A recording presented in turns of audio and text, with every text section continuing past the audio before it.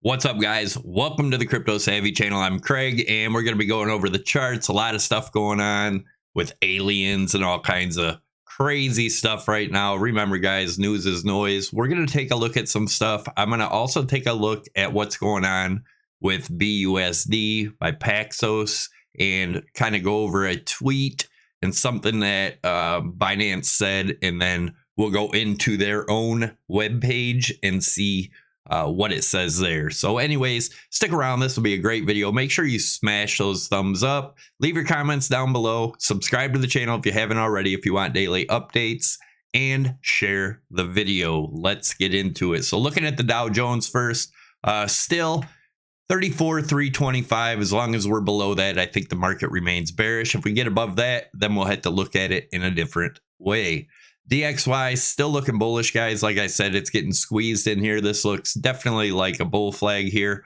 As long as we can hold above 103.19, should be good.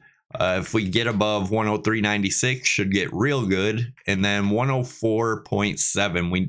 If we break this and get support up here, guys, DXY is going much, much higher. The next stop after 104 would be 108.55. Anyways, let's get into it.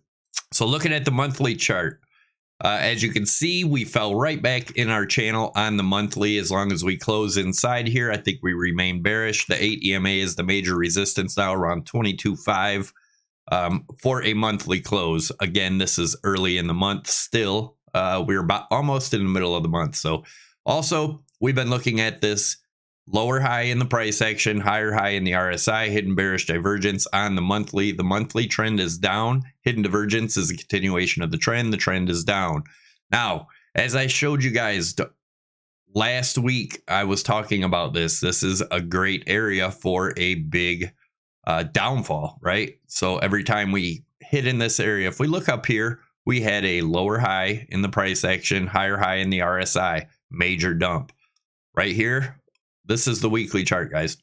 Right here, higher high in the RSI, lower high in the price action. We pointed this out for a long time. Remember, my invalidation point of the Amazon compared to Bitcoin bubble pop pattern is 25.8. That remains the same. It has been the same since the chart came out on December 2nd, 2021.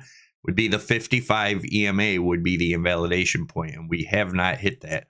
But as you can see, it does look like we are coming down. Now, I did want to say there is a chance for one more crazy rally up to, back into these ranges at 24.3, 24.5 possibly. But we would have to close a weekly candle above this 24,362 to invalidate this whole structure right here, which is a hidden bearish divergence. If you guys are interested in trading before we get into the news and stuff, definitely check out Prime XBT, by far my favorite exchange. They don't trade against you like scammy exchanges. I have a link down below. You can use my promo code SAVVY50. It'll get you up to a $7,000 bonus. SAVVY25 will get you 25% off your fees. You can trade crypto, even Forex, gold, silver, oil, natural gas, S&P, Dow Jones, everything, all from one exchange, so you don't have to have multiple exchanges. Definitely check them out if you haven't already. I'll also leave a tutorial at the end of the video. This is the 4-day chart I showed you guys. If we start closing below this 55 EMA on the 4-hour, you can see the hidden bearish divergence. Same thing happened last time we got above the 55, and then we had a massive dump.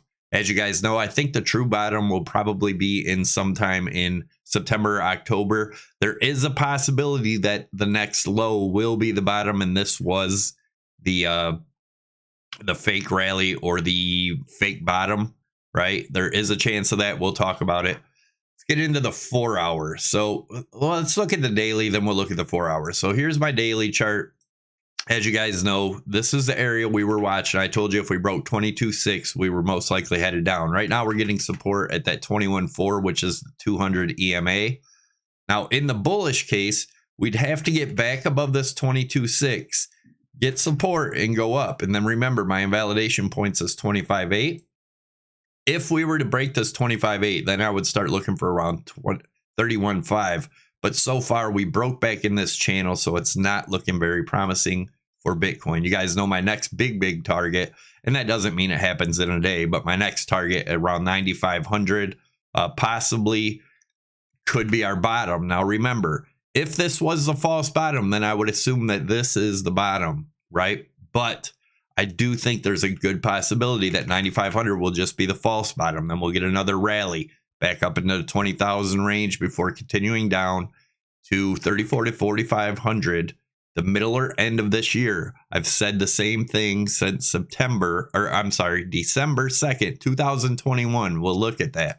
But I still believe this is a possibility. But remember, if it does come down to these ranges, definitely a good place to get in, because I think it'll probably be about 100% rally, somewhere in that range. So maybe back up to $18,000, $20,000 and then continue down. So now, if you buy there, that may be the real bottom. So if either way, we look to get some Bitcoin somewhere down in these ranges, keep up with this channel, and we will be keeping a close eye on that.